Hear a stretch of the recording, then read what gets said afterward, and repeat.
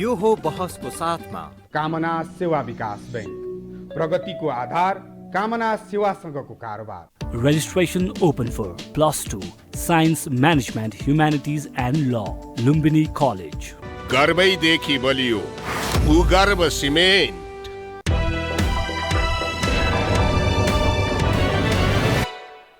नमस्कार, यो बहसमा म यहाँलाई हार्दिक स्वागत गर्दछु। जीवराम भण्डारी। आज यहाँहरू सामुन्ने उपस्थित हुनुहुन्छ लीलामणि पोखरेल। उहाँ नेकपा माओवादी केन्द्रका नेता हुनुहुन्छ। मिलेनियम च्यालेन्ज कर्पोरेसन यतिखेर चर्चा, बहस र राष्ट्रिय मुद्दाको रूपमा, छलफलको रूपमा चलेको छ। त यो हो के? यसलाई यथास्थितिमा लिने कि नलिने, लिने भए कसरी लिने, नलिने भए किन भन्ने एउटा जीवित प्रश्न छ। प्रधानमन्त्री शेरबहादुर देउबा र नेकपा माओवादी केन्द्रका अध्यक्षको संयुक्त हस्ताक्षरित एमसीसी हेडक्वार्टरलाई लेखेको पत्र सार्वजनिक भएको छ। यसले अनेकौं प्रश्नहरू उठेको छ। नेपालको प्रधानमन्त्री, एउटा देशको प्रधानमन्त्री र प्रधानमन्त्री भइसकेको एउटा ठुलो पार्टीको अध्यक्षले एमसीसीको हेडक्वार्टरमा त्यसरी पत्र लेख्नु हुन्थ्यो कि हुँदैन थियो? एउटा कूटनीतिक मर्यादाको कतिपय मानिसले प्रश्न उठाए। त आज म लीलामणि पोखरेलसँग एमसीसी लगायत समसामयिक राजनीतिक मुद्दाहरू, विषयहरू, जनजिज्ञासाहरू क्रमशः उठान गर्ने प्रयत्न गर्नेछु। सर्वप्रथम म उहाँलाई स्वागत गर्छु। स्वागत छ यहाँलाई। धन्यवाद। अब तपाईलाई अलि अप्ठ्यारो पर्ने जस्तो, किनभने तपाईँ पृष्ठवक्ता हो। पहिलेदेखि नै राष्ट्रिय मुद्दाहरूमा तपाईँ अलिक गम्भीर र नेपाल र नेपालीको बारेमा अलि चिन्ता जाहेर गर्ने तपाईँको यो नेचर पहिलेदेखि नै म पाउँदछु। सवाल तपाईँको अध्यक्षको अलिकति यसलाई चाहिँ तपाईँले सम्बोधन गरिदिनै पर्छ, न्याय गरिदिनुपर्छ। ठिक छ। यो पत्र किन लेख्नुभयो? तपाईँहरूलाई जानकारी थियो कि थिएन? त्यो पत्र सार्वजनिक भएसँगै तपाईँ जस्तो मानिस आफूलाई कस्तो महसुस गरिरहनु भएको छ? यहीँबाट सुरु गरेँ। ठिक छ, धन्यवाद जीवरामजी। पत्र जुन सार्वजनिक भएको छ, यस विषयमा शेरबहादुर देउबाजी प्रधानमन्त्री विश्व वातावरण सम्बन्धी सम्मेलनबाट फर्किने बेलामा एयरपोर्टमा हामीले प्रचण्ड र मैले एउटा पत्र लेखेका छौँ एमसीसी पास गर्ने भनेर उहाँले बोल्नुभएको थियो। त्यो अलिक चर्चितै भयो। त्यस विषयमा हाम्रो पार्टीको अध्यक्ष कमरेड प्रचण्डले शेरबहादुरजीले भने जसरी पत्र लेखिएको छैन, त्यस्तो जसरी भनेर उहाँले त्यो भन्नुभएको थियो र पार्टीमा पनि त्यो कुराहरू उठेको थियो। के हो पत्र लेखिएको बारेमा भन्दाखेरि शेरबहादुरले जसरी भन्नुभयो त्यो कुराहरू होइन भनेर खण्डनै भएको थियो। त्यो पहिलो कुरो। अब अहिले जसरी पत्र आयो, सार्वजनिक भयो। अब कसले गर्यो त्यो कसले गर्यो भन्ने तपाईँहरूको अनुमान? मलाई थाहा छैन कसले गर्यो भन्ने कुरा। मलाई लाग्छ त्यो चाहिँ कि त एमसीसी वालाले गरे, एमसीसीसँग सम्बन्धित गरे, या शेरबहादुरले गर्नुभयो। त्योभन्दा बाहेक त अर्को प्रचण्डले गर्नुभएको होइन। त्यो होइन, त्यो ठिक कुराहरू हो। कूटनैतिक मर्यादाका हिसाबले एउटा गैर सरकारी स्वरूपको सरकारी संस्था, अनुदान सम्बन्धी संस्था, गैर सरकारी स्वरूप हो नि त्यो संस्थाका अधिकारीहरूलाई देशको प्रधानमन्त्री र भूतपूर्व प्रधानमन्त्रीले त्यसरी लेख्दाखेरि आफ्नै कूटनैतिक मर्यादा अलिक तल खस्किन्छ कि भन्ने मलाई लाग्यो, मेरो चिन्ता होइन। एउटा किनभने हामी त सबरेन राष्ट्रका प्रतिनिधि, नेपाली जनताको प्रतिनिधि हुनुहुन्छ नि प्रधानमन्त्री, र भूतपूर्व प्रधानमन्त्री पनि यही सबरेन देशको प्रधानमन्त्री भइसकेको पार्टीको अध्यक्ष। त्यस कारणले यहाँनिर अलिकति मलाई चाहिँ नि यो कूटनैतिक आफ्नै कूटनैतिक मर्यादा अलिकति तल खस्किन्छ कि भन्ने एउटा यो चिन्ता।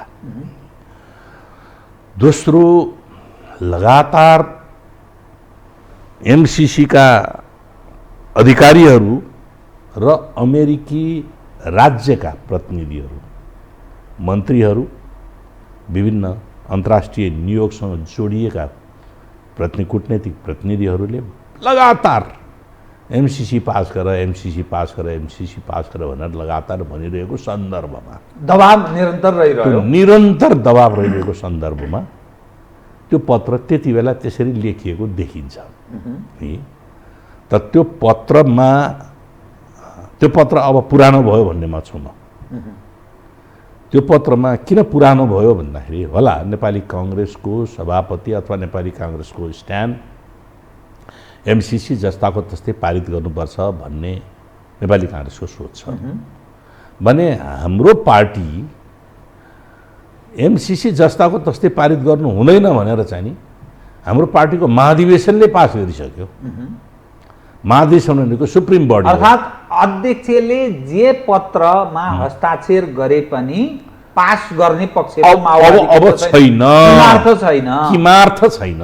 किन छैन भन्दा दुई तीनटा कुराहरू हेर्नु पर्यो। एउटा कुरा त नेपाल कम्युनिस्ट पार्टी नेकपा हुँदै झलनाथ खनालजीको नेतृत्वमा बनेको कार्यदलले यो सम्झौताका सम्बन्धमा अध्ययन गरेर एउटा प्रतिवेदन दिएको थियो। त्यो प्रतिवेदनले सम्झौता गत वर्ष भाद्र 26 गते स्थायी समितिको तत्कालीन नेपाल कम्युनिस्ट पार्टी नेकपाको स्थायी समितिको बैठकमा त्यो प्रस्ताव प्रस्तुत गरिएको थियो, जसमा 16वटा बुँदाहरू राखेर यी संशोधन भएपछि मात्रै बल्ल यसलाई अगाडि बढाउन सकिन्छ भनेको थियो। र त्यो भनाइ नै त्यो ऊ नै पार्टीको यति बेलासम्मको आधिकारिक रहेको हो। र यसपटक हाम्रो राष्ट्रिय महाधिवेशन बन्यो। त्यो राष्ट्रिय महाधिवेशनले के निर्णय गर्यो भने यही कुराहरू गर्यो कि राष्ट्रिय हित विरुद्धका त्यहाँ प्रावधानहरूलाई नहटाइकन संशोधन नगरिकन जस्ताको तस्तै नो एमसिसी। सिङ्गो हलले प्रधानमन्त्री शेरबहादुर देउवाजी शुभकामना दिन पुग्नु भएको थियो अनि उहाँले एमसिसी देशको हितमा छ भने सिङ्गो हलले उहाँलाई हाँसेर उडाइदियो र अध्यक्षले त्यहाँ प्रतिनिधिहरूले बोल्दाखेरि एमसिसी खारेज गर्नुपर्छ भन्दाखेरि सिङ्गो हलले गडगडाहट तालीले चाहिँ त्यसलाई स्वागत गर्यो भने यो म्यान्डेट हो। अर्थात् नेकपा माओवादी केन्द्रको भावना प्रतिकूल छ। अहिले पनि यो पत्र सार्वजनिक भएपछि अध्यक्ष कमरेडको केन्द्रीय उहाँको सचिवालयबाट पार्टीको स्ट्यान्डिङ पोजिसन त्यो चाहिँ नि आशय त्यो होइन भनेर चाहिँ नि पत्रबारेमा भनिएको छ। र पार्टीको स्ट्यान्डिङ पोजिसन के हो भने जस्ताको तस्तै पारित गर्न सकिँदैन भन्ने नै त्यो सार्वजनिक भइसक्यो। तथापि अध्यक्षले किन हस्ताक्षर गर्नुभयो त्यो चाहिँ के देखिन्छ भने लगातार अमेरिकी अधिकारीहरू र यो एमसिसीका प्रतिनिधिहरू लगातार दबाबदेखि अलिकति दबाब त्यो टलरेट गर्न नसकेको हो कि भन्ने मलाई लागेको है। मैले यस पछाडि मैले अध्यक्ष कमरेडसँग भेटेको छैन। 27 गते यो विषय पनि उठ्छ तपाईहरुको पार्टीको सेन्ट्रल कमिटीमा। त्यो स्वाभाविक रूपले उठिहाल्दछ है। अब यो पत्रमा जुन पत्र सार्वजनिक भएको छ त्यसमा रिभिजिट सम्झौतामा रिभिजन वा रिभिजिटको कुनै पनि पदावली परेन। त्यो हो हामीलाई चिन्ता है। रिभिजन पनि भएन, रिभिजिट पनि भएन। अझ उल्टो एमसिए मिलेनियम च्यालेन्ज एकाउन्टलाई यसका प्राविधिक पक्षहरूबारे जनतालाई सरकारी सञ्चार माध्यमबाट जानकारी गराऊ र सभामुखलाई पनि यो टेबल गराउनका निम्ति हामी कन्भिन्स गर्छौँ, अरू पार्टीहरूलाई कन्भिन्स गर्छौँ भन्ने भाषा र वी एस्योर है पास गर्नका निम्ति एस्योर गर्छौँ भन्ने भाषा जुन आयो त्यो भाषाले हामीलाई गम्भीर चिन्ता बनाएको। त्यसकारणले अब यो के भन्दा अब मैले के भन्दैछु त भन्दाखेरि पार्टीले त्योभन्दा पछाडि स्वयं अध्यक्षले पार्टीको राष्ट्रिय महाधिवेशनमा दस्तावेज प्रस्तुत गर्दाखेरि यो जस्ताको तस्तै पारित गर्न सकिँदैन भन्ने त्यो चाहिँ नि लिखित दस्तावेज प्रस्तुत भइसकेपछि अब पास्ट यो अब यो चाहिँ नि कागज नयाँ जेठो हुन्छ अरे, मान्छे पुरानो जेठो हुन्छ भनिन्छ नि। अब कागज के भइसक्यो त त्यो त लागू हुँदैन, अब लागू हुँदैन। अब यहाँ सवाल म एउटा विषय यसमा थपेँ। एकजना जिम्मेवार मन्त्रीसँग मेरो अस्तिको दिन कुरा भएको थियो। पत्र सार्वजनिक भयो, प्रचण्डजी अप्ठ्यारोमा पर्नुभयो। अब के गर्नुहुन्छ तपाईँहरू? 28 सम्मलाई चाहिँ यो फेब्रुअरी 28 सम्मलाई डेडलाइन तोकेर फेरि पत्र पठायो उसले, एमसीसीले। के गर्नुहुन्छ?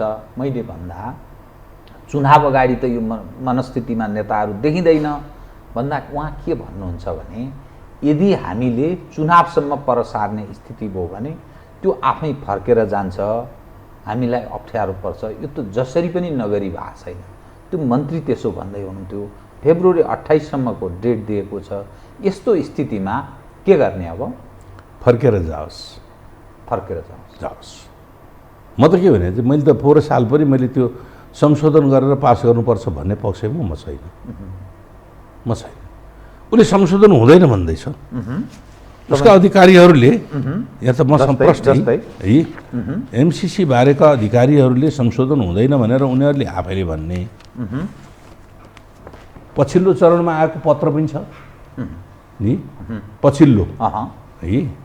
अब यो अर्थ मन्त्रालयले पठाएको पत्रको है, पत्र भन्नाले क्वेसन पठाएको थियो नि, त्यसको उत्तरमा उनले दिएको जवाफ पनि छ। यो चाहिँ यो फातिमाको तर्फबाट आएको जवाब हो, लिखित जवाब, अङ्ग्रेजीको नेपाली अनुवाद हो। यो मिलेनियम च्यालेन्ज उसकै छ।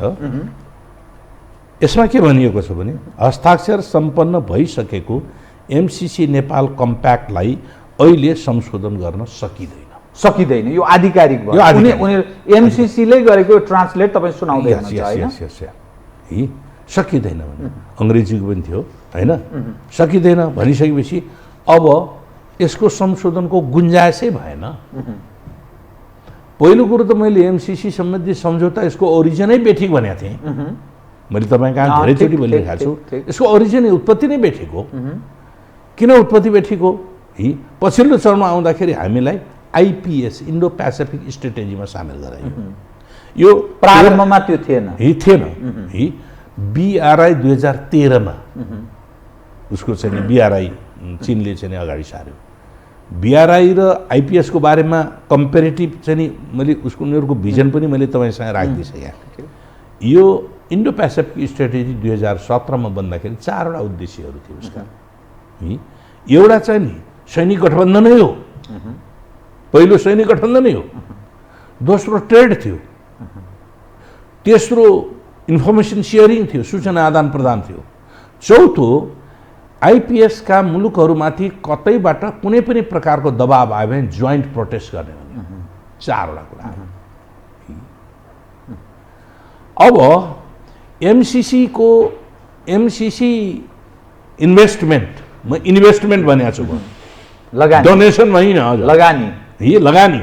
यो मेरो भाषा होइन, अमेरिकी राजदूतले बोलेको भाषा हो, ग्रान्डबेरीको भाषा हो। लगानी भनेपछि त प्रफिट खोज्ने हुन्छ नि त। प्रफिट मेटेरियल मात्रै हुँदैन नि त, प्रफिट त पोलिटिकल हुन्छ, स्ट्रेटेजिक हुन्छ हैन, मोनेटरी हुन्छ, विभिन्न खालको प्रफिट हो। अब यसले एउटा क्राइटेरिया बनाएको छ, कस्ता कस्ता मुलुकहरूमा सहायता दिने त अनुदान दिने भन्ने क्राइटेरिया छ। पहिलो त ग्लोबल्ली उनीहरू अमेरिकासँग एलायन्स रहेका कन्ट्रीहरू जस्तो नाटो, अब आएर आइपिएस, क्वाड आदि छन् नि, त्यस्ता कन्ट्रीहरूमा दिने बनायो। दोस्रो स्ट्रेटेजिकल्ली महत्त्वपूर्ण भएका मुलुकहरू, सामरिक दृष्टिकोणले महत्त्व भएका, जो विश्व राजनीतिमा त्यो पक्षलाई आफ्नो अनुकूलता भएका मुलुकहरू।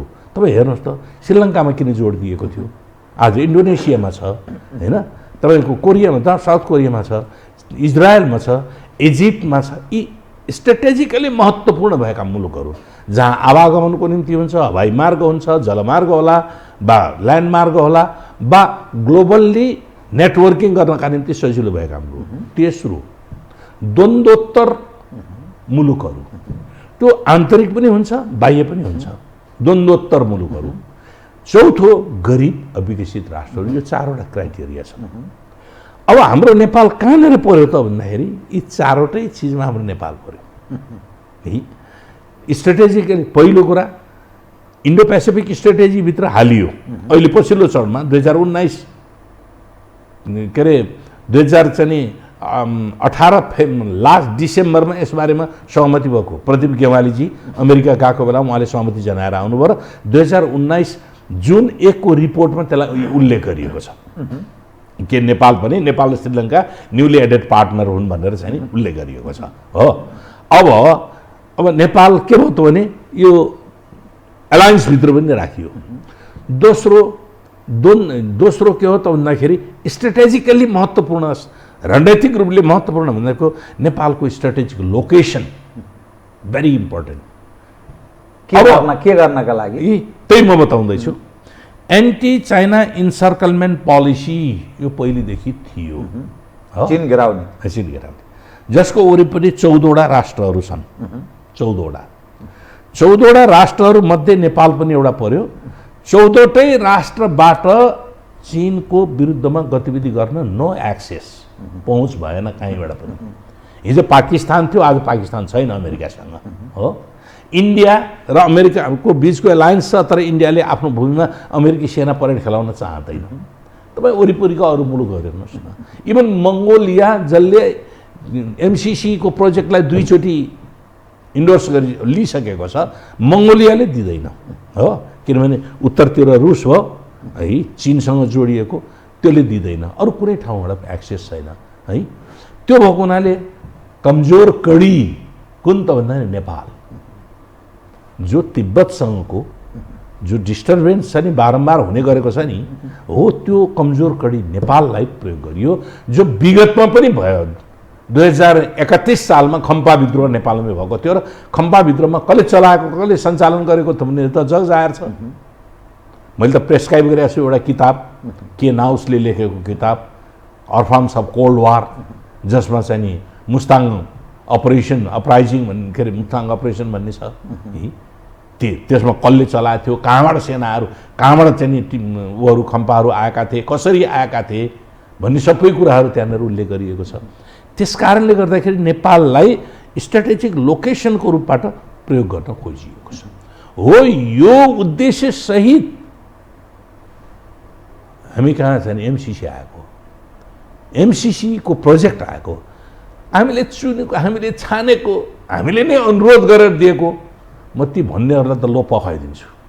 किन भन्नुहोस्, मैले तपाईँलाई यहाँ ल्याएर देखाएको थिएँ growth diagnostic, Nepal growth diagnostic report, जसमा ब्राडले कनिङम भन्ने एमसिसीका चाहिँ नि इकोनोमिक चाहिँ नि एक्सपर्टको लिडिङमा चाहिँ नि त्यो प्रोजेक्ट त्यो चाहिँ नि ऊ बनिएको छ। हाम्रो त नोमिनल अर्थ मन्त्रालय लियाजो मिनिस्ट्री भएको छ, चिरञ्जीवी नेपाल त्यसको चिफ बनेका छन्, एउटा टोली 10 जनाको टोली बनेको छ।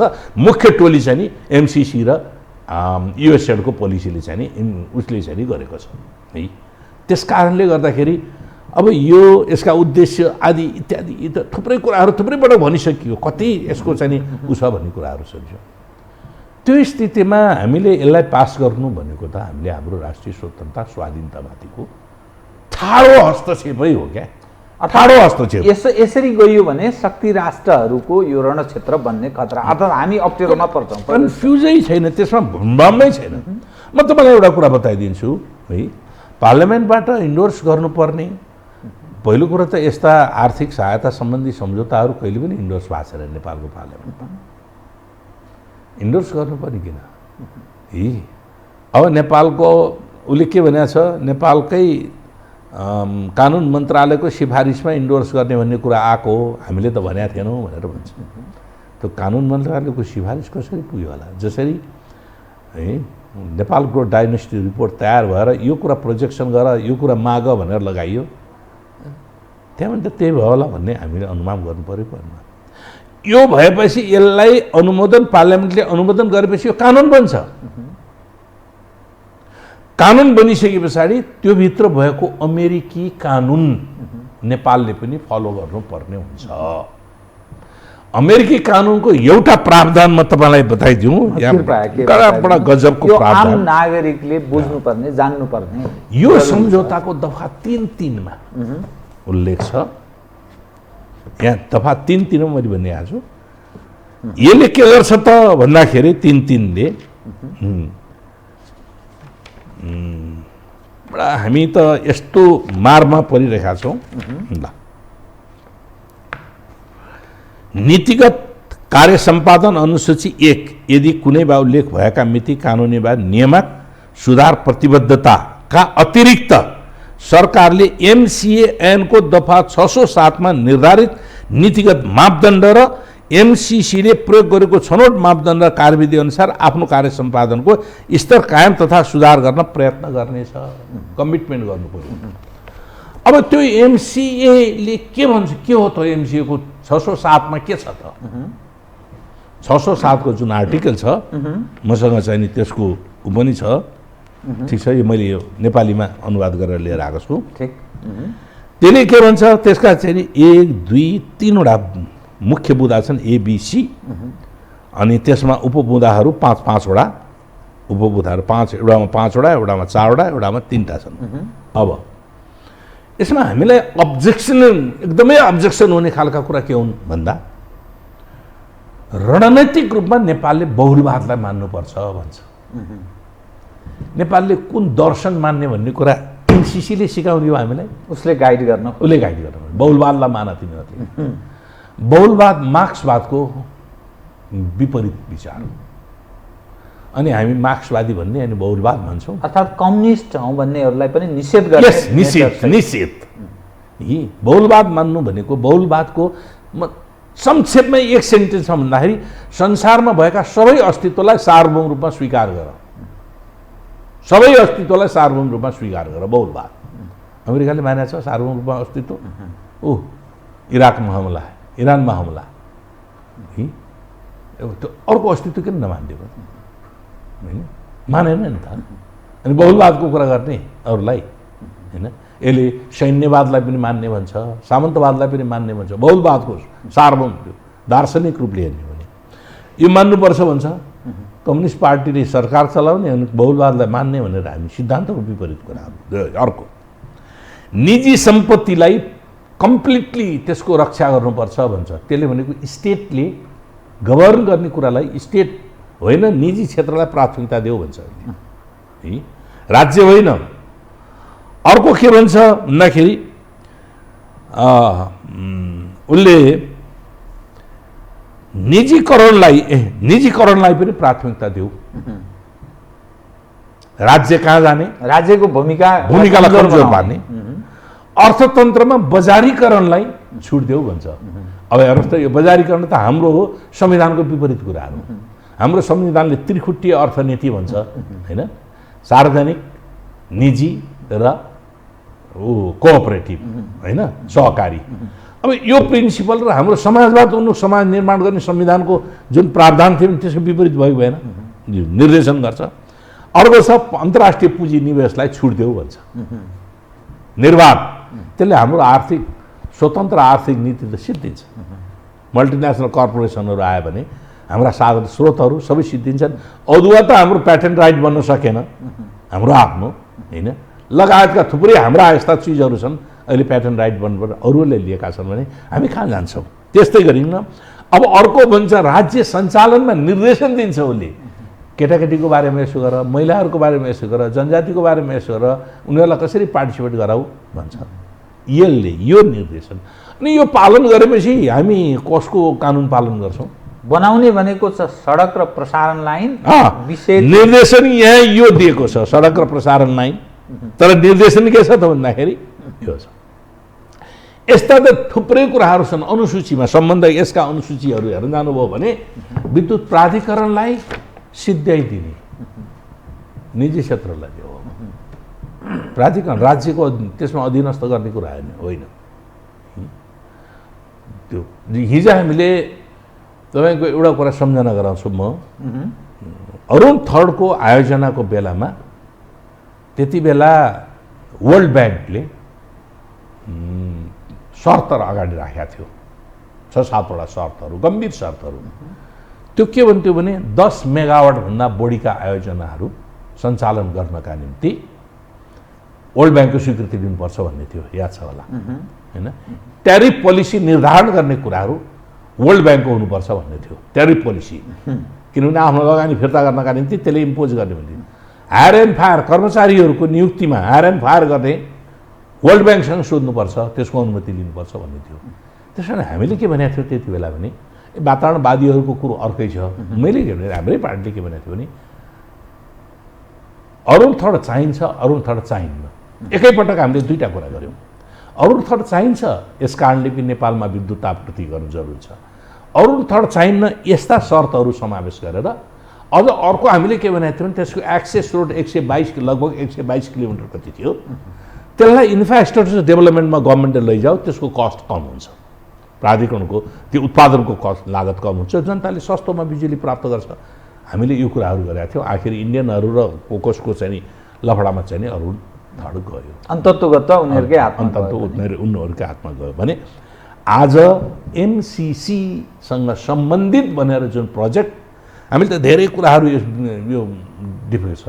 तपाईँले हेर्नुहोस् त आज भएको अमेरिकी कानुन र भोलि बन्ने अमेरिकी कानुनको पनि हामीले यदि विरोधी भयो भने नल एन्ड भोइड हुन्छ। हामीले गरेका अरू मुलुकसँगका सम्झौताहरू यदि एमसिसीसँगको सम्झौतासँग बाज्यो भने त्यो खारेज हुन्छ। भोलि गर्ने सम्झौताहरू पनि एमसिसीसँग बाजियो भने गर्न पाइँदैन। कति हात बाँध्ने भने कति हात बाँधेर जाने। एमसिए हामीले चाहिँ हाम्रो गठन आदेशले एमसिए मिलेनियम च्यालेन्ज एकाउन्ट खडा भएको छ, अहिले लालदरबारमा बसिरहेको छ। 5 तारे होटल, 5 तारे होटलमा 5 तारे इन्टरनेसनल उसमा चाहिँ स्ट्यान्डरमा बसिरहेको छ र लाखौँ लाख तलब खाएर बसेका छन् है। त्यो नेपाली पैसा खाइरहेका छन् अहिलेसम्म। नेपालले म्याचिङ फन्ड गरेरमा 13 करोड डलर जुन त्यसमा हालिरहेको छ अहिलेसम्म त्यसको मात्रै त्यो एमसिए गठनको आदेश नेपालको सरकारले गठन आदेशबाट गर्छ, तर एमसिए को दायित्व एमसिसी प्रति छ। उसले रिपोर्ट निर्देशन लिने र रिपोर्ट प्रदान गर्ने उसलाई दिन्छ, नेपाल सरकारलाई दिन्न। एकजना कर्मचारी झिक्न र राख्न नेपाल सरकारले पाउँदैन, तर नेपाल सरकारको गठन आदेश त्यो केमा छ त भन्दाखेरि यो अहिले मूल दस्तावेजमा छैन। त्यो के छ, इम्प्लिमेन्टेसन एग्रिमेन्ट भन्ने छ, जसमा हाम्रो चाहिँ पहिलेको चाहिँ खतिवडाजीले सही गर्नुभएको छ। युवराज खतिवडाजीले सही गर्नुभएको छ इम्प्लिमेन्टेसन। अब अहिले झलनाथजीको चाहिँ आयोग बन्यो नि, झलनाथजीको कमिटी बनेको छ, नेतृत्वमा बन्यो झलनाथजी, नारायण काजी र चाहिँ ज्ञानबहादुर कार्कीको। उहाँले झलनाथजीले अस्ति अन्तर्वार्ता दिनुभएको छ। म त अचम्म परेँ। 900 पृष्ठका अरू सम्झौताहरू रहेछन्, त्योभन्दा डेन्जरस सम्झौता चाहिँ स्टेट पार्टनरसिप एग्रिमेन्ट भन्ने रहेछ। स्टेट पार्टनरसिप एग्रिमेन्ट, त्यो स्टेट पार्टनरसिप एग्रिमेन्टको केही सिनोप्सिस जस्तो टाइपको प्रयत्न भइरहेको छ भन्ने कुरा यो चाहिँ तपाईँको जुन 1/2019 प्रकाशित इन्डो पेसिफिक स्ट्रेटेजीको रिपोर्टमा पनि छ। त्यसको 36 पृष्ठमा त्यसमा उल्लेख गरिएको छ। नेपाल आइपिएसमा सामेल भएको त्यसको 38 पृष्ठमा उल्लेख गरिएको छ आइपिएसमा सामेल भएको भन्ने कुराहरू। नेपाल आइपिएसमा सामेल भएको कुरा उल्लेख छ, एकदम उल्लेख। मैले त भने पृष्ठै बताइदिन्छु त। मैले आज तपाईँसँग यो डकुमेन्ट पुराना धेरैचोटि भइसक्यो हुनाले मैले नलिएर आएको। इन्डो पेसिफिक स्ट्रेटेजीको रिपोर्ट 2019 जुन 1 प्रकाशित रिपोर्टको 38 पृष्ठमा त्यो कुराहरू उल्लेख छ। एसियाबाट 12वटा कन्ट्रीहरू सामेल भएछ। न्युली एडेड भनेको छ, newly added Sri Lanka and Nepal भनेर त्यहाँ उल्लेख गरिएको छ। अब इन्डो पेसिफिक स्ट्रेटेजी अर्को रिपोर्ट छ, के अरे आइपिएसको अर्को रिपोर्ट छ, नोभेम्बर 4 प्रकाशित भएको रिपोर्ट छ। त्यो मैले आज डकुमेन्ट ल्याइनँ तपाईँसँग। त्यो प्रकाशित रिपोर्टमा के अरे आइपिएसले इन्डो पेसिफिक स्ट्रेटेजीको मातहत हामीले लगानी गर्ने गरेका छौँ भनेर, हामी एमसिसी जस्ता संस्थाहरूबाट लगानी गर्ने गरेका छौँ भनेर भनेको छ। अब यहाँ के भन्छन्, कहाँ जोडिया छ आइपिएस र चाहिँ नि एमसिसी भनेर भन्ने गर्छन्। ती मूर्खहरूलाई ती किताबहरू हेर, प्रकाशित हेर भन्छु म। जसले यसको प्लिट गरिरहेका छैन, यससँग रिलेटेड छैन भनेर भनिरहेका छन्, ती मूर्खहरू भन्छु मैले। प्रधानमन्त्रीले त्यही भन्नुभयो, प्रधानमन्त्रीले कति पढ्नुहुन्छ मलाई थाहा छैन है। मलाई प्रधानमन्त्री मेरो देशको चाहिँ नि सर्वोच्च नेता अहिले हुनुहुन्छ, पढ्नुभयो होला निश्चय पनि। त्योभन्दा अगाडि अर्को प्रधानमन्त्री नै पढ्दै नपढी, भाषा नै छन् अहिले, पढ्दै नपढी विरोध गर्छन् भनेर।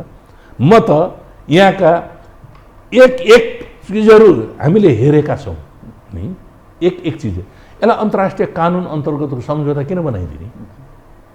अन्तर्राष्ट्रिय कानुन अन्तर्गतको किन नियत छ क्या त्यसमा? अन्तर्राष्ट्रिय कानुन अन्तर्गतको सम्झौता बनाउने बित्तिकै सम्झौतासँग बाजिएका आन्तरिक कानुनहरू क्रियान्वयन हुँदैनन्, निलम्बित जस्ता हुन्छन्। जुन बेलासम्म यो सम्झौता प्रिभेल गर्छ त्यतिन्जेलसम्म ती चाहिँ नि निलम्बित हुन्छन्, त्यससँग बाजिएका हदसम्म निलम्बित हुन्छन्। अब हाम्रा चाहिँ नि आन्तरिक कानुन भने के हुन् भन्दा 4वटा कानुन छन्। संविधान हो मूल कानुन, संसदले बनाउने ऐन हो, मन्त्री परिषदले निर्माण गर्ने नियमावली हो, कानुनै हो, त्यो पनि सर्वोच्च अदालत गर्ने फैसला पनि कानुनै हो। अब योभन्दा माथि नेपाली सार्वभौम नेपाली जनताले बनाएको संविधानभन्दा माथि एउटा खेसरा कर्मचारीले सही गरेको सम्झौताले हामीलाई गभर्न गर्न मिल्छ? अब म तपाईँसँग नि अब जुन खालको स्थिति तपाईँले धेरै कुरा क्लियर गरिदिने प्रयत्न गर्नु, तपाईँलाई धन्यवाद छ कि। अनि अर्को एउटा कुरा बताएँ नेपालका चाहिँ उपबुजुर्गहरू भन्छन् नि एमसिसी मातहत होइन, एमसिसीसँग जोडिया छैन, के अरे आइपिएससँग जोडिया छैन।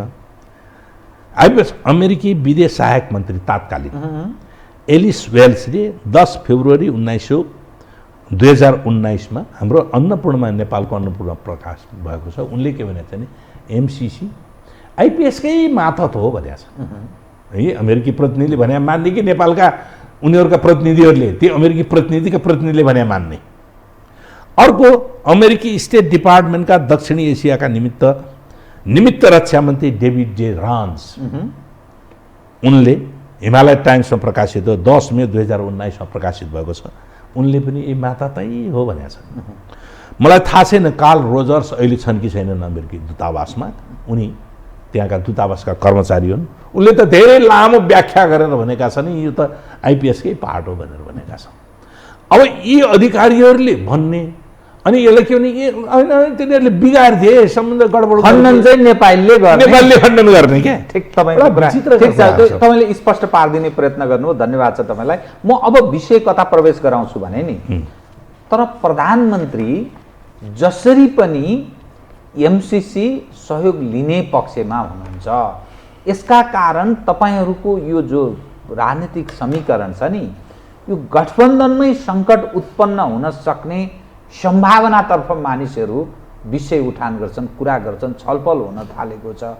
यदि प्रधानमन्त्री यसलाई संसदमा प्रवेश गराउने पक्षमा जानुभयो, सभामुखको सवाल उप पनि अन्यथा निर्णयमा प्रवेश गर्ने स्थिति बन्यो भने के गर्नुहुन्छ तपाईँहरू? म त पहिलो कुरा अब सभामुखले के गर्नुहुन्छ मलाई थाहा छैन, किनभने उहाँ पनि पार्लियामेन्ट सञ्चालन गर्नका निम्ति सभरेन निकाय हो त्यो सभामुखको लिडरसिप भनेको। र सभामा के हुन्छ भने संसदीय नियमावली अनुसार संसदमा प्रस्तुत हुने हरेक प्रस्तावहरूलाई संसदीय छलफलमा राख्ने वा नराख्ने अन्तिम निर्णय दिने अधिकारी भनेको सभामुख हो। त्यहाँ नियमावलीमै छ, सभामुखले अन्तिम निर्णय दिनेछ। सभामुखले के गर्नुहुन्छ मलाई थाहा छैन, रोक्न पाइँदैन। सरकारले भनेपछि त्यो प्रवेश गराउनुपर्छ, त्यो बाध्य हुन्छ सभामुख भन्नु। सरकार मात्र संसद होइन, म तपाईँलाई भन्छु सरकारको डमी, सरकारको रबर स्ट्याम्प संसद होइन, संसदको रबर स्ट्याम्प सरकार हो। यसरी बुझ्नु पर्यो। संसदले जे भन्यो सरकारले त्यही गर्नुपर्छ, सरकारले जे भन्यो संसदले त्यो गर्दैन। किनभने सभरेन्टी एसोर्ट गर्ने, जनताको सभरेन्टी एसोर्ट गर्ने, लागू गर्ने ठाउँ कहाँ हो त भन्दा पार्लियामेन्ट हो। त्यहाँ सार्वभौम जनताले चुनेर पठाएका प्रतिनिधिहरू छन् र सरकारलाई निर्देशन दिने, सरकारलाई गलत काम गरेमा रोक्ने निकायको हो पार्लियामेन्ट हो। त एमसिसी किमार्थ प्रवेश गर्न सक्दैन संसद? अब त्यही त मैले भने सभामुखले के गर्नुहुन्छ मलाई थाहा छैन। गराउनु हुँदैन भन्ने तपाईँको धारणा? म त गराउनु हुँदैन भन्ने मान्छु। प्रवेशै गराउनु हुँदैन भन्ने मान्छु, किनभने यो राष्ट्रिय हित विरुद्धको छ, त्यस कारणले प्रवेश गराउनु हुँदैन। अब यहाँ चर्चा आछन् सभामुखलाई फाल्ने हटाउने, गरे भयो नि त। कसले छेकेको छ भने एक थरीले पार्लियामेन्ट अवरोध गरिरहेका छन्, त्यहाँ फलानालाई कारवाही किन गरिनस्, तैँले पक्षपात गरिस्, तैँले राजीनामा दिए भनेर सभामुखको राजीनामा मागेर चाहिँ नि गरिरहेका छन्। त्यो पनि के रहेछ त भन्दाखेरि कुनै सूचना कसैको कुनै दलबाट सूचना प्राप्त भयो भने त्यो सूचनालाई के गर्ने कतिन्जेल चाहिँ नि होल्ड गर्ने भन्ने कुरा अधिकार चाहिँ नि सहमति रहेछ 15 दिनभित्र उसले चाहिँ नि सूचना सार्वजनिक गर्नुपर्ने रहेछ। 11औं दिनमा गरे रहेछ त्यो पनि सूचना माधव नेपालजीवाला कारबाही गरेको उहाँले दिएको सूचना 11औं दिनमा गरे रहेछ। त्यो 11 दिनमा निर्वाचन आएर उहाँलाई पार्टीको दलको मान्यता दिइसक्यो। अर्को सब्जुडिस केस छ पार्लियामेन्टभित्र त्यो कोर्टमा सब्जुडिस केसमा पार्लियामेन्टमा बहस गर्न पाइन्न भनेर कुरा लेखेकै छ त पाइन्न भनेर लेखेको छ। अब त्यो भयो। अब कारबाही गर्न फाल्छ भने कारबाही गऱ्यो भने त निकाल्यो भयो नि त महाभियोग लगायो भयो नि त किन धम्की दिएर बसिराख्ने। यसले समीकरणमा फेरबदल आयो राजनीतिमा उथलपुथल एकदम जरुरी पर्छ। सानातिना अन्तर्राष्ट्रिय घटनाले त कुनै पनि मुलुकहरू तरङ्गित हुन्छन् भने यो एमसीसी पास गर्ने कुरो कोलिसन पार्टनर अथवा गठबन्धन सरकार बन्ने बेलामा त्यसको एजेन्डै छैन। न्यूनतम साझा न्यूनतम कार्यक्रम बनेको छ त्यसमा एजेन्डा छ। बाँकी अवधिको सरकार सञ्चालन गर्ने अवधिसम्मको निम्ति यो गठबन्धनले निम्न काम गर्नेछ भनेर साझा न्यूनतम कार्यक्रम बनाएको छ। त्यसमा एमसीसी प्रवेश छैन। अनि ढोकाबाट प्रवेश गर्दैन भने झ्याल वा चाहिँ नि पाल खोज्ने अमेरिकनहरूले दबाब दिए एमसीसीले दबाब दियो अनि गरिहाल्ने हामी दबाब भयो भने त हरेक काम गऱ्यो भने त इन्डियाले दबाब दिन्छ चीनले दबाब दिएला कोरियाले दबाब दिएला अथवा चाहिँ जापानले दबाब दिएला सबैको दबाब गर्न थाल्यो भने के हुन्छ मुलुक। केही मानिस के भन्छन् भन्ने अलि प्रो भन्छ नि वेस्टर्न निकटका आफूलाई बताउने पश्चिमाहरू निकटका बताउने कोही कता निकटका बताउँछन् अमेरिकनहरूसँग ठट्टा गर्नुहुन्न अरू देश जस्तो होइन अफगानिस्तानलाई पनि हामी ख्याल गरौँ सिरियालाई ख्याल गरौँ इराकलाई ख्याल गरौँ अरू देशहरूलाई ख्याल गरौँ भन्छन् नि त। मैले के भनेको छु भन्दाखेरि मलाई के लाग्दछ भने मुलुकको राष्ट्रिय सार्वभौमिकताका निम्ति मुलुकको अखण्डताका निम्ति स्वाधीनताका निम्ति जुनसुकै बलिदान गर्न तयार हुनुपर्छ। कि दास बन्नु पर्यो दास बन्न सकिन्न भने स्वाभिमान साथ आफ्नो मुलुकको रक्षाका निम्ति लड्नु पर्यो। हामी त दुईटा देश ठुला देशहरूको बिचमा छौँ। स्ट्रेटेजिक लोकेसन भनेको छ नि अहिले दुई ठुला विपरीत राजनैतिक ध्रुवका देशहरूको बिचमा छौँ। ग्लोबल पोलिटिक्सको गिनीपिग हामी बन्न चाहँदैनौँ। भूमण्डलीय राजनीतिको गिनीपिग चीन र अमेरिकाको बिचको द्वन्द्व होला इन्डिया र चीनको बिचको द्वन्द्व होला बा अरू कुनै होला त्यसमा नेपाल पिल्सिने या हामी ग्लोबल भूमण्डलीय राजनीतिमा कुनै एउटा शक्तिशाली छ भनेर त्यसैको चाहिँ नि पोल्टामा पस्ने। अझ त्यसमा पनि अमेरिका धेरै टाढा छ 8000 माइल टाढा छ। जोडिएको त इन्डिया छ र चीन छ हाम्रो भूभागसँग जोडिएको। हामीले सुरक्षाको बारेमा चिन्ता गर्ने हो भने भारतको बारेमा चिन्ता गरिदिनु पर्यो चिनको बारेमा चिन्ता गर्नु पर्यो र हाम्रो सुरक्षाको ग्यारेन्टी सहित अरूको बारेमा चिन्ता गर्नुपर्ने हुन्छ। हामीले अर्कोको बारेमा हामीले सुरक्षाको चिन्ता गर्नुपर्ने जरुरी छैन। यो अनि सिरिया अफगानिस्तानको ध्वास दिएर अनि आत्मसमर्पण गर्ने त्यही हो भनेको एउटा सम्झौतामा। त्यो सम्झौता पनि सम्झौतै होइन भन्छु म।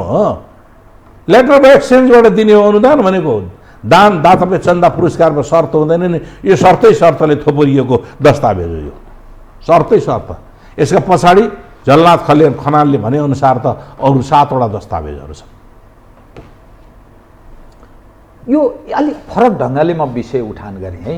संसारमा कम्युनिस्ट हौँ भन्नेहरूको जुन खालको कमजोर अवस्थाबाट गुज्रिरहेका छन् विश्वमा नेपालमा जनताकै तर्फबाट जनताको मतदानको माध्यमबाट जुन शक्तिशाली शक्तिको रूपमा राजनीतिक शक्तिको रूपमा नेपालमा कम्युनिस्टहरू उदाए त्यो कम्युनिस्टहरूलाई सफाया गर्ने कुनै डिजाइन अन्तर्गत यी सबै चिज भइरहेको हो भन्ने त तपाईँको भनाइ होइन। तपाईँले भनिसकेपछि म त्यसमा 100% सहमत छु।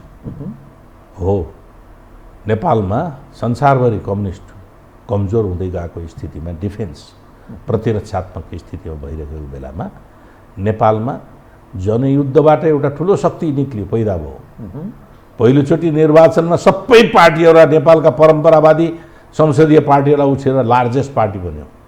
युद्धबाट चुनावमा आयो। को विनर बनेर आएको, को विनर सहविजयी बनेर संसदीय पार्टीहरू समेत सामेल भएर राजतन्त्रका विरुद्धमा जोइन्टली लडेर सहविजय बनेर राजतन्त्रले आत्मसमर्पण गर्यो। त्यो स्थितिमा चाहिँ को विजयी बनेर आएको पार्टी लार्जेस्ट पार्टी बन्यो। गल्ती कमजोरी भयो त्यो लार्जेस्ट पार्टी बनिसके पछाडि सिंह सङ्गठन जनता र सङ्गठनको बिचको कार्यकर्ता र नेताको बिचको सङ्गठनको केही कमजोरी भयो, जसले अर्को चुनावमा तेस्रो पार्टी बन्नु। पहिलो पार्टी बनेको थियो नि त। काङ्ग्रेस र एमालेको डबल दुईटेलाई खटाउँदाखेरि पनि नभेट्ने प्रकृतिको त्यो तत्कालीन माओवादी त्यो भएको थियो नि त है। अब तेस्रो चुनावमा आउँदाखेरि, दोस्रो चुनावमा आउँदाखेरि त्यो थर्ड पार्टी बन्नु पर्यो। तर त्यसले उठाएका एजेन्डाबाट देश अलग भएन। फेरि त्यही एजेन्डाभित्र देश मात्र होइन, अन्तर्राष्ट्रिय शक्तिहरू पनि घुमिरहे। इम्पावरमेन्ट होइन, समावेशी, समानुपातिक, सङ्घीयता, गणतन्त्र, धार्मिकता, समावेशी, समानुपातिकता, मौलिक अधिकारका प्रश्न, यी थुप्रै कुराहरू उठे नि त। त्यसैको भित्र हो नि त पहिचान आदि कुराहरू त त्यहीभित्र उठिरहेकै छन् नि त अहिले। तर यहाँ आइपुग्दा त्यो साख पनि रहेन।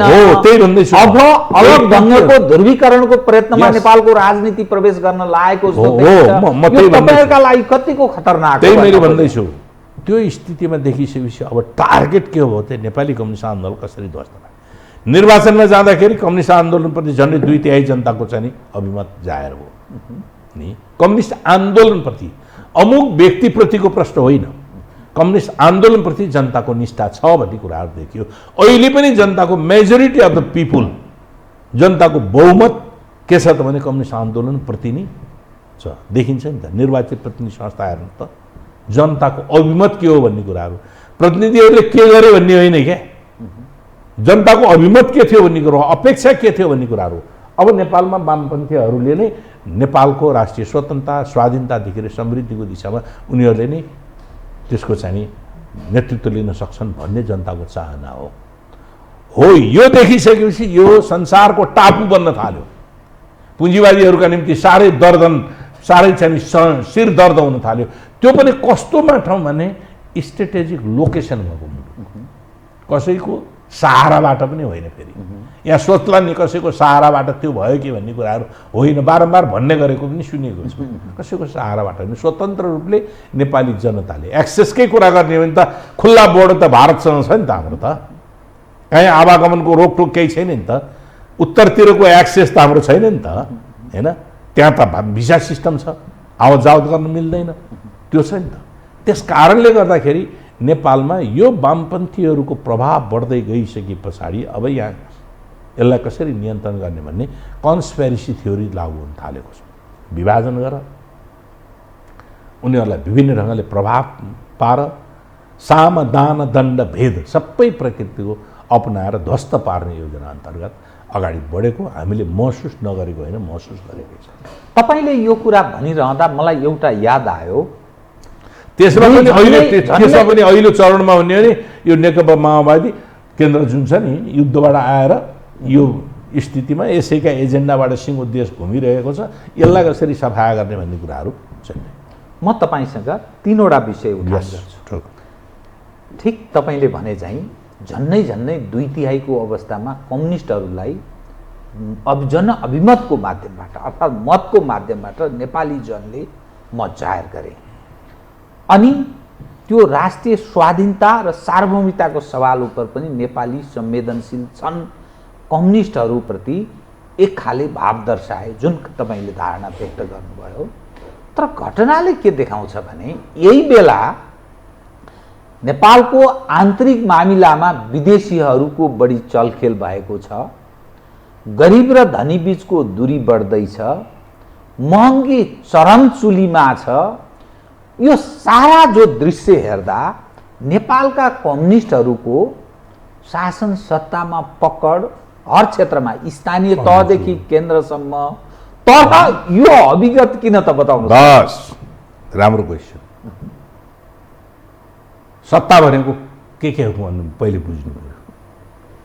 सेना, पुलिस, प्रशासन, न्यायालय, सरकार उपरी संरचना टक्रक्क बस्ने हो। त्यो मेजर सत्ता कहाँ छ त भन्दाखेरि सेना, पुलिस, प्रशासन, न्यायालय। अहिले न्यायालय त्यो पकडमा छैन तपाईँहरूको? त्यही त मैले भनिरहेको छु। तपाईँ आफैले विश्लेषण गर्नुहोस् न।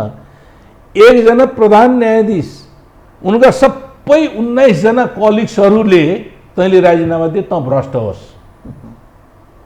सारा एउटा न्यायाधीशमाथि कसैले आरोप लगायो भने वकिलहरूले डिफेन्स गरेर कन्टेम्प्ट अफ कोर्ट भनेर मुद्दा दिन्थे। ती वकिलहरू सारा देशभरिका वकिलहरूले न्यायाधीश भ्रष्ट हो, यसले भ्रष्टाचार सेटिङ गरेर गरेको छ, प्रधान न्यायाधीश यसले न्याय सम्पादन ठिक छैन भनेर भनिरहेको आन्दोलन आज 4 महिना 5 महिना गरिरहेछ। उनी एक्लै ठिक बसे, म राजीनामा दिन्न, तिमीले भनेर दिने हो, फाल्न सक्छौ भने फाल्ने विधि के त भने दुईटा विधि बाहेक अर्को उपाय छैन। एउटा त उनले राजीनामा दिने विधि हो, अर्को चाहिँ पार्लियामेन्टले चाहिँ महाभियोग लगाउने, महाभियोग लगाउने पार्लियामेन्ट अवरोधमा छ है, अवरोध गरेर बसिरहेको छ, एउटा कुनै प्रस्ताव प्रवेश गर्न दिएको छैन। यो के होला त भनेर बुझ्नु पर्यो। हामी आफै स्वतन्त्र ढङ्गले न्यायपालिका पनि चलाएका रहेछौँ, हामी आफै स्वतन्त्र ढङ्गले यो देशका राजनीतिक दलहरूले काम गरेका रहेछन्, हामी आफै स्वतन्त्र ढङ्गले कार्य सम्पादन गर्ने ब्युरोक्रेसी कि हामीसँग स्वतन्त्र ढङ्गले काम गर्ने त्यो प्रतिबद्धता जाहेर गरेको रहेछ। यसैले देखाइदिन्छ नि हामी उपरि संरचनामा रम्यौँ। अनि के परिवर्तन ल्यायौँ? हो त्यही हो के अर्को मुभमेन्ट गर्नुपर्ने? सुन्नु हामी उपरि संरचनामा रम्यौँ, हामीले स्ट्रक्चरल चेन्ज भन्छ नि, संरचनागत परिवर्तन हामीले गर्न गरेनौँ। पुरानै संरचना अन्तर्गत हामी बस्दाखेरि आज एउटा मन्त्रीले इमान्दारीपूर्वक काम गर्छ, त्यो मन्त्रीलाई सघाउने वरिपरिको ब्युरोक्रेसी छैन, उसले आलताल गरिदिन्छ। एउटा राम्रो जिनेन काम, जनताको बिचमा लोकप्रिय हुने काम, जनतालाई फाइदा हुने काम गर्न खोज्छ, वरिपरि टिप्पणी उठाउने, कहाँदेखि टिप्पणी उठाउने तहदेखि उपसचिव तहदेखि उसले आज बिदा भन्छ, यसो भन्छ, उसो भन्छ, कानुन के भन्छ। यसरी ब्युरोक्रेसी पनि हामीले ठिक ढङ्गले परिचालन गर्न सकेनौँ, भएन।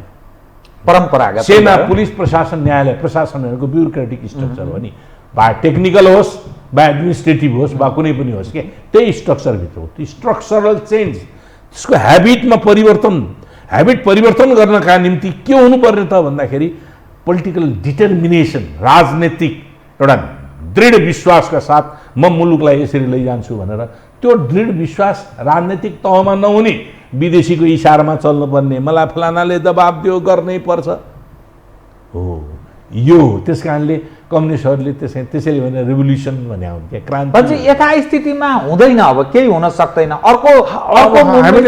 हामीले सोचेको त हो, हामीले सोचेको संविधानमा पनि भन्यो समाजवाद उन्मुख समाज निर्माण गर्ने, सिङ्गो समाजलाई अपलिफ्ट गर्ने, करप्सन कन्ट्रोल गर्ने, भ्रष्टाचार नियन्त्रण गर्ने, सबै चिजहरू अपराधलाई निषेध गर्ने भनेर हामी संविधानमा त लेख्यौँ। तर संसारभरि यसरी भएको देखिएन। अपराधहरू भइरहेको, करप्सन भइरहेका छ, व्यापक ढङ्गले भएको छ। करप्टेडहरूलाई हामीले कतिपय ठाउँमा पुरस्कृत गरिरहेका स्थिति पनि छ करप्टेडलाई, किनभने हामीलाई राजनीति गर्नका निम्ति पैसा चाहिन्छ। पैसा कोसँग छ? जसले करप्सन गरेका छ उसैसँग पैसा छ। अब यो खालको हामीले गर्न थाल्यौँ भने हामीले सोचेको दिशामा समाजलाई लैजान्छौँ। किन उत्पत्ति भएको त? वर्गहरूको बिचको द्वन्द्व किन भयो? स्वार्थका कारणले भएको न। त्यस कारणले विद्रोहहरू अनेक पटक विभिन्न ढङ्गले विद्रोहहरू हुने गर्दछन् के, अनेक ढङ्गले। हामीले अहिले विद्रोह गऱ्यौँ, 10 वर्षको जनयुद्ध भयो, विद्रोह पछाडि शान्ति प्रक्रियामा आयो, मुलुकलाई नयाँ दिशामा लैजाने भनेर कमिटमेन्टका साथ गयौँ। हामीले गर्न सकेन, अर्को कुनै जमानामा अर्को कुनै जेनेरेसनले फेरि विद्रोह गर्छ। यो त स्वाभाविक नियम हो। जब अपरेसनमा पर्छ, जब उत्पीडनमा उसले फिल गर्न थाल्छ, त्यति बेला कि मर्नुपर्छ कि मार्नुपर्छ भनेर उत्रिनु गयो। त्यो रहेछ क्या विद्रोह भनेको। स्थानीयदेखि प्रदेश हुँदै केन्द्रसम्म कम्युनिस्टहरूको सरकार बन्ने, वर्चस्व कम्युनिस्टहरूको रहने, भ्रष्टहरूको देश नेपाल भनेर भनिनुपर्ने यो अफगानिस्तान निकटको स्थितिमा बहुत ठुलो चिन्ताको विषय यो छ, बहुत ठुलो चिन्ता। कसरी भोलि मुभमेन्ट गर्नु पर्यो तपाईँहरूले भने कम्युनिस्टका नाममा फेरि आन्दोलन हुने, जनताले पत्याउने स्थिति बन्छ भने गाह्रो पर्छ। त्यसो गर्दाखेरि जनता दास भनेर बस्नुपर्ने स्थिति सधैँभरि त्यस्तै प्रवृत्तिको दास भनेर मृगतृष्णा।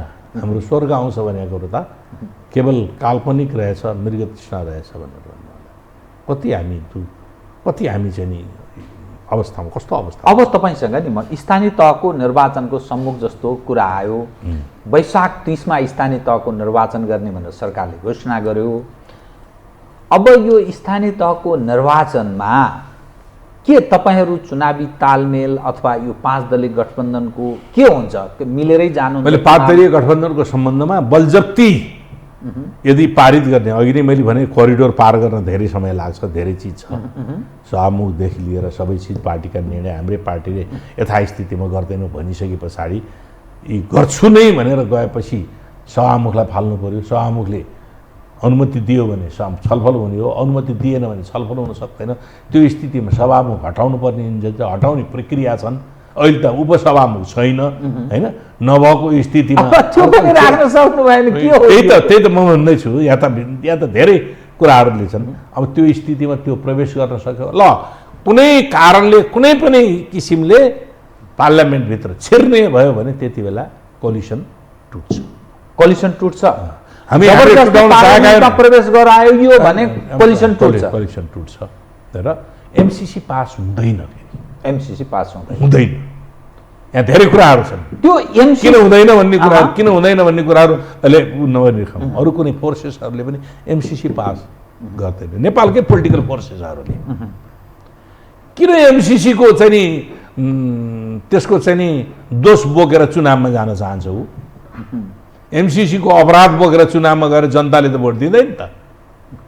त्यसकारणले कम्युनिस्टहरू फुटेका छन्, त्यसकारणले हामीले चुनाव जितिहाल्छौँ भनेर काङ्ग्रेसले अहिले चुनाव गर्न खोजेन हो।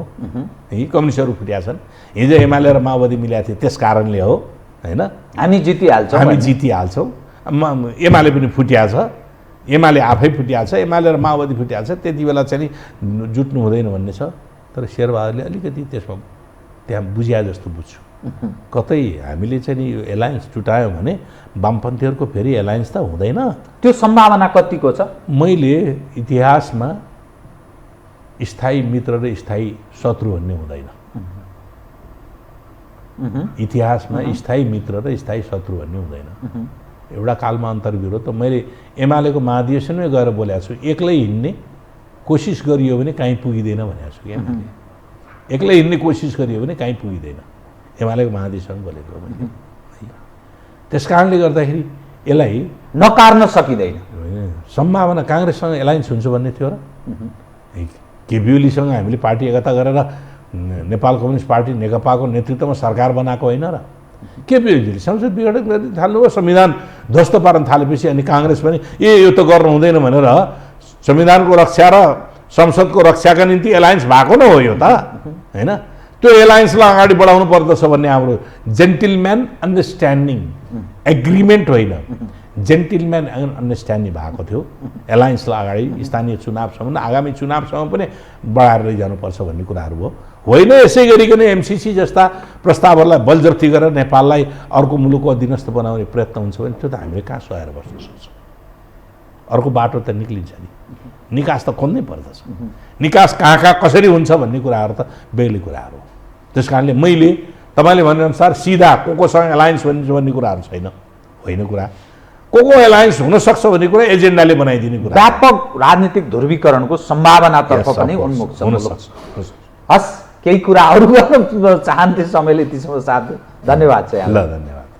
आदरणीय दर्शकवृन्द, उहाँ हुनुहुन्थ्यो लीलामणि पोखरेल, नेकपा माओवादी केन्द्रका नेता। समसामयिक विषय मूलतः एमसीसी, यसबाट उत्पन्न भएको पछिल्लो नेपालको आन्तरिक राजनीतिक अवस्थालाई केन्द्रमा राखेर गरिएको कुराकानी। म सहित मेरो सम्पूर्ण युनिटलाई कार्यक्रमबाट बिदा दिनुहोस्। यो हो टेलिभिजन, हेर्दै रहनुहोला। नमस्कार।